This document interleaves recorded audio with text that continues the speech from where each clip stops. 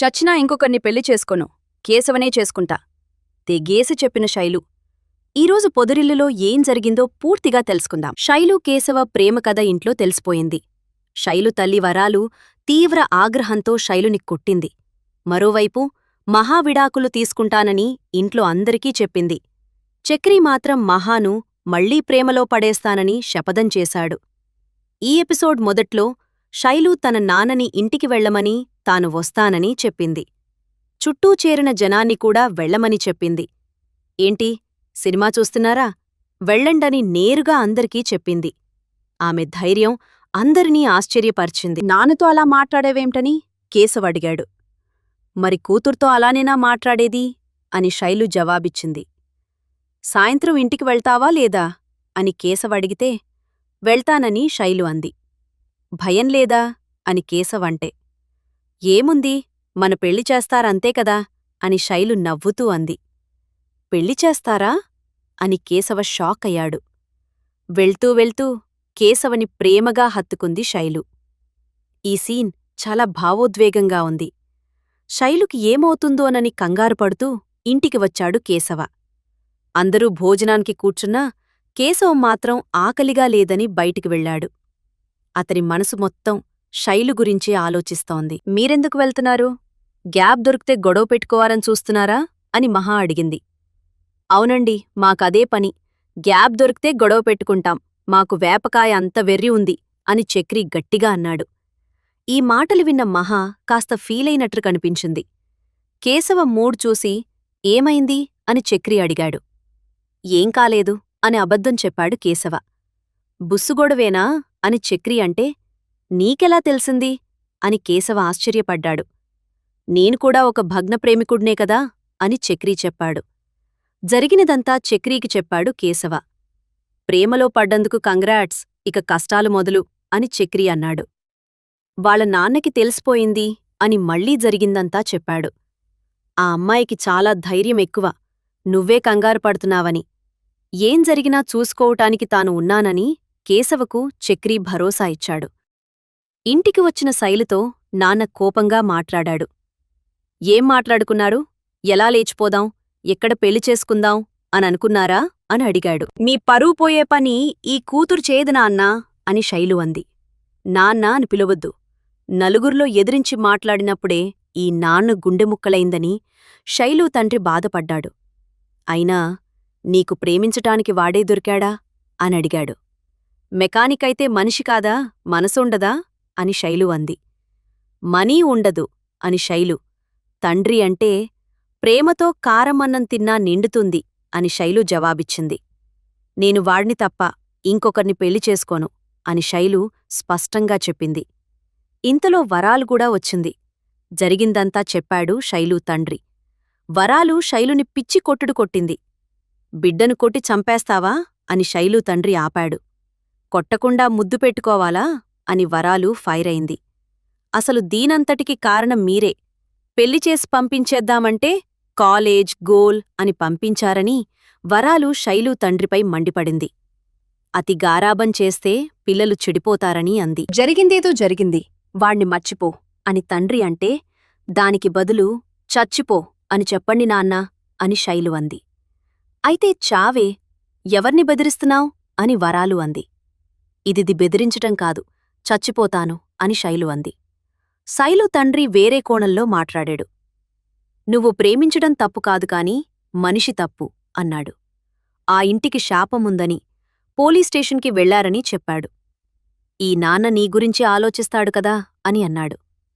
నేను పెళ్లంటూ చేసుకుంటే కేశవనే చేసుకుంటానుంటాను అని శైలు తెగేసి చెప్పింది. కోడలిగా వెళ్తే ఆ ఇంటికే వెళ్తానని అంది. నిన్ను చంపి జైలుకి వెళ్తామని వరాలు అంటే సరే వెళ్ళండని శైలు అంది. ఇంతలో శైలు అన్న సురేష్ వస్తే అంతా సైలెంటైపోయారు. మరోవైపు మహా విడాకులు తీసుకుంటున్నానని ఇంట్లో అందరికీ చెప్పింది.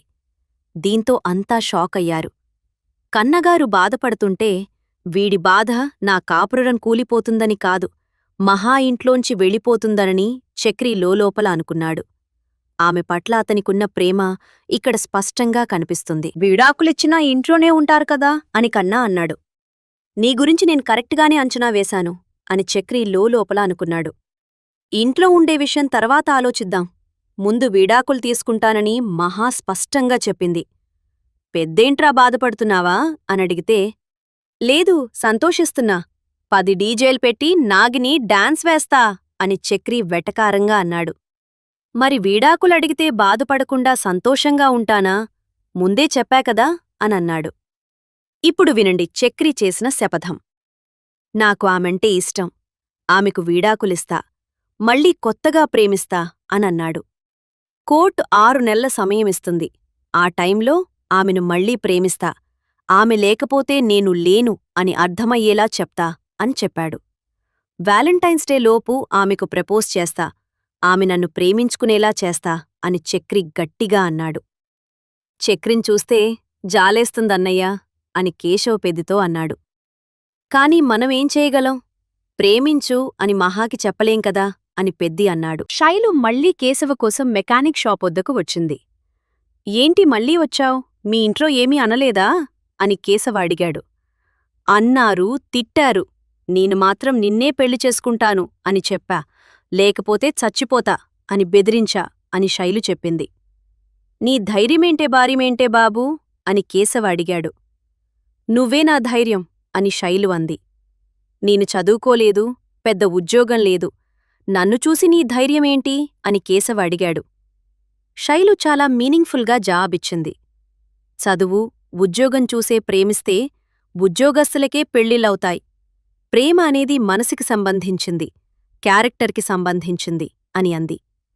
ఈ మాటలు చాలా గొప్పగా ఉన్నాయి. శైలు, కేశవ అలా మాట్లాడుకుంటూ క్లోజ్గా ఉంటే అటువైపుగా శైలు అన్న సురేష్ వచ్చాడు. వారిద్దర్నీ చూసి కోపంగా ఇంటికి వెళ్లి బిందెని తన్నాడు.